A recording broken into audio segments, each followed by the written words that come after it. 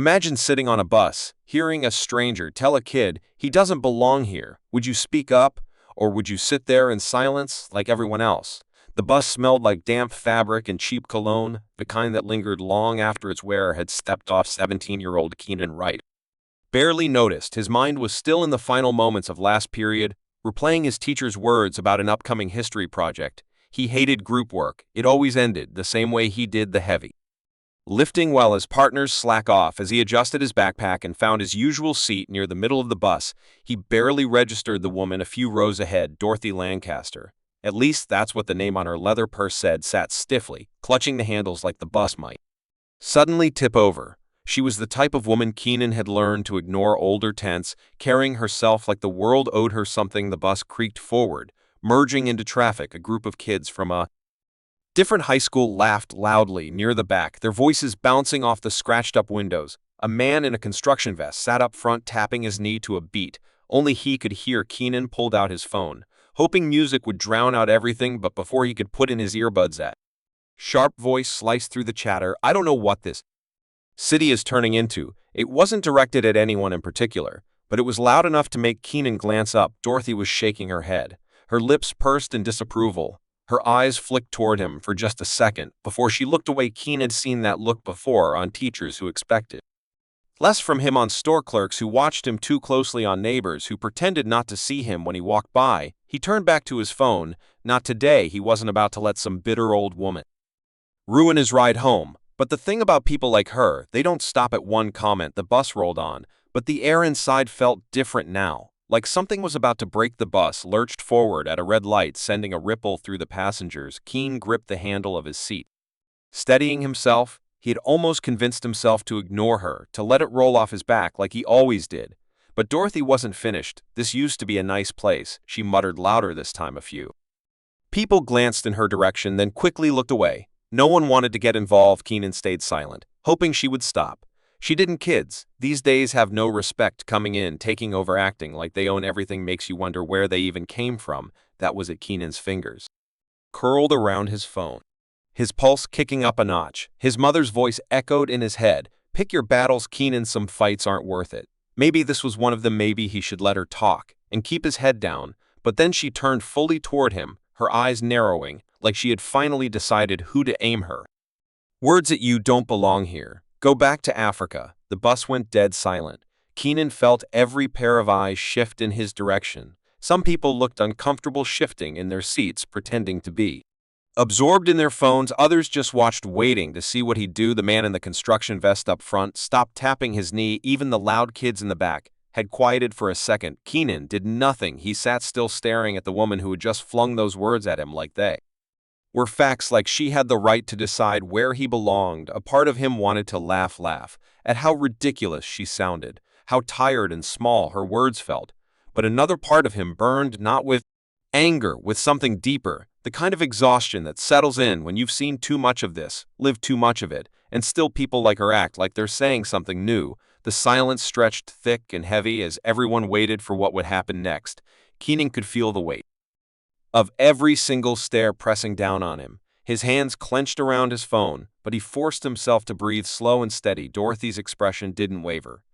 She sat there, shoulders squared, waiting for him to lash out, to give her an excuse to roll her eyes and say, "See, that's exactly what I mean." He wasn't going to give her that, but he also wasn't going to let it slide. A man near the front cleared his throat. No words, just a noise, the kind people make when they want to say something but don't want to get involved. The teenage girl near the back glanced at her friend, eyes wide. A woman in a navy blazer shifted uncomfortably, gripping the strap of her purse. And yet no one said anything. Keen finally spoke. "What did you just say?" His voice was calm, steady, almost too steady. Dorothy scoffed, crossing her arms. "You heard me." Keenan leaned forward slightly, his eyes locked onto hers. "Yeah, I did. I just want to make sure you hear yourself." Her mouth pressed into a thin line. "I don't need to explain anything to you.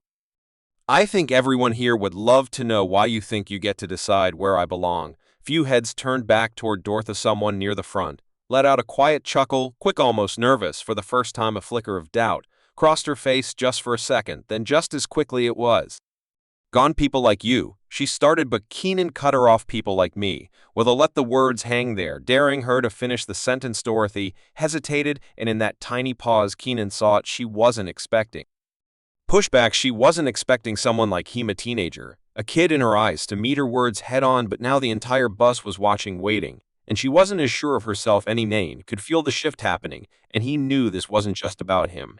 Keen took a breath, steadying himself. He could feel the tension thick in the air, pressing in from all sides. Every person on that bus was waiting, eyes darting between him and Dorothy, uncertain of what would happen next. "You know what's funny?" Keenan said, his voice calm but firm. "You're sitting here telling me to go back to Africa like this country doesn't belong to people like me. But tell me something, where do you think you came from?" Dorothy's lips pursed, but she didn't speak. "You think your ancestors just sprouted out of the ground right here in America? Because they didn't, just like mine didn't." A few murmurs rippled through the bus. Someone near the front nodded slightly, just enough for Keenan to notice the difference between you and Mehe continued, leaning forward slightly. "Me ancestors were brought here in chains. They weren't given a choice, but they built this country, very brick, every road, every law that you take for granted. Black hands helped make that happen." Dorothy let out a bitter laugh. "Oh, give me a break." "No," Keenan interrupted, his voice sharper. "Now you don't get to brush it off. You don't get to act like history didn't happen just because it makes you uncomfortable." The bus was so silent now Keenan could hear the faint hum of the engine beneath them. "The problem isn't that I don't belong here," he said, his voice softer now but still unwavering. "The problem is that you don't know how to share a space that was never just yours to begin with." Dorothy's face twisted into something Keenan couldn't quite read. Danger, embarrassment. He wasn't sure.